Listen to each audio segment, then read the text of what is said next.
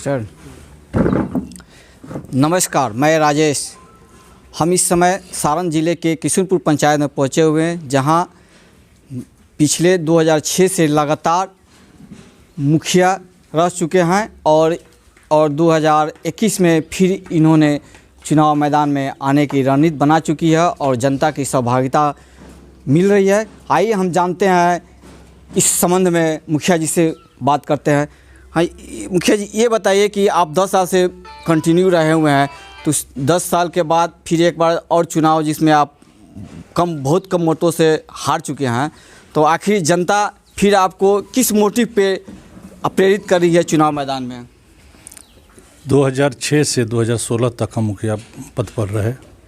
जनता का काफ़ी सहयोग प्रेम मिला। चुनाव हारने जीतने की तो राजनीतिक है, इसमें हार जीत होती रहती है। जनता को छोटी छोटी बात के लेके भी कभी नाखुश होती है। तो हम 12 वोटों से चुनाव हारे। उसका मुख्य कारण था, हम चुनाव रिजर्व हो गया था, मेरी पत्नी चुनाव लड़ी और कुछ प्राकृतिक आपदा मेरे पिताजी के साथ इस धरती पर नहीं रहे। उसी समय बीमार पड़ गए, इलाजरत हम उसमें लग गए और उस समय कुछ लोगों ने जनता को बरगला फुसला करके जैसे तैसे कर करके किसी तरह पद हासिल कर लिए। हम उसी स्थिति में नहीं थे। अपना वो लोग कुछ वोट में हुआ, कुछ गिनती में हुआ, कुछ हम अपने को असहज महसूस करे थे पिता के नहीं रहने से, और सर्टिफिकेट कुछ लोग ले लिए, चुनाव चला कराए अपना। फिर जनता मुझे चाह रही है कि आप अपने पत्नी को लड़ाइए। जनता का सहयोग भी काफ़ी मिल रहा है। जनता ये आदेश कहिए, अनुरोध कहिए, सब लोग कर रहे हैं जो आपको रहना चाहिए। फिर मैं जनता के बीच अपनी पत्नी को इस सीट के लिए मैदान में उतार रहा हूं। जनता का सहयोग मिला और मुझे भरोसा है, मेरे इष्ट मित्र साथीगण सब लोग का काफ़ी सहयोग मिल रहा है और मुझे उम्मीद है कि फिर मैं इस पंचायत का मेरी पत्नी प्रतिनिधित्व करेगी। अच्छा, बिहार के राजनीति में पंचायत स्तर से हो चाहे संसद तक का चुनाव, जहां जातीय समीकरण बहुत ज़्यादा हावी रहती है, तो क्या इस मुखिया के चुनाव में जो लोकल चुनाव होता है, इसमें जातीय समीकरण कहाँ तक कारगर होगी? नहीं, हमारे खासकर मेरे पंचायत में और मेरे साथ ऐसा कहीं दूर दूर तक नहीं है। जातीय समीकरण का नाम भी नहीं है। मैं जितने मेरे गरीब गुरबा लोग हैं, खास करके जब मैं 60 बरस 70 बरस की माताओं से मिलता हूँ तो मुझे इतना प्रेम देती है, हमको लगता है कि मेरी माँ है, और वो भी उन लोगों को भी लगता है कि मेरा पुत्र मेरे पास आया है। इस तरह मैं महसूस करता हूँ। तो आप 10 साल से पहले भी मुखिया रह चुके हैं और 2021 के चुनाव में अगर जनता आपको फिर से मुखिया पद की सरताज है, तो आपकी पहली पंचायत के लिए पहली प्राथमिकता क्या होगी विकास के मद में? विकास के मद में 10 साल जो मैं अपने पंचायत को अपने जी जान से सींचा था, उस फुलवारी अभी फूल नहीं पाई है।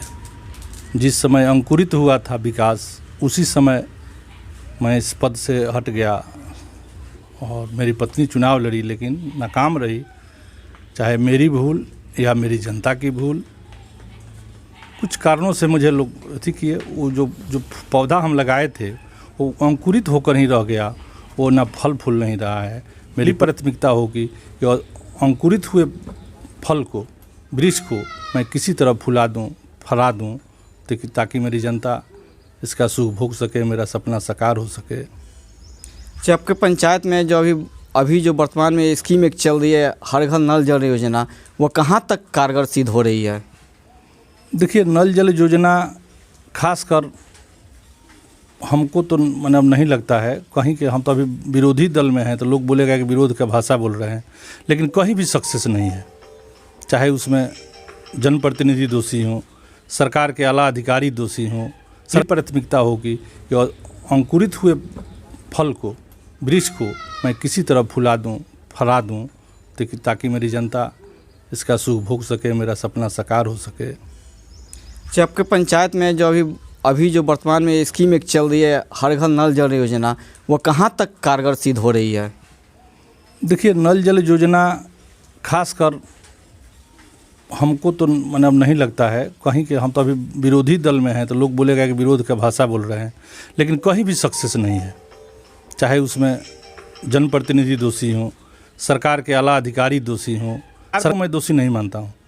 सरकार अपने ढंग से लगी हुई है, लेकिन कुछ अधिकारी और जनप्रतिनिधियों की उदासीनता के चलते मेरे यहाँ तो 100% फेल्योर है। आप लोग यहाँ आए हैं, जाकर देख सकते हैं, किसी भी नल से पानी नहीं निकलता है।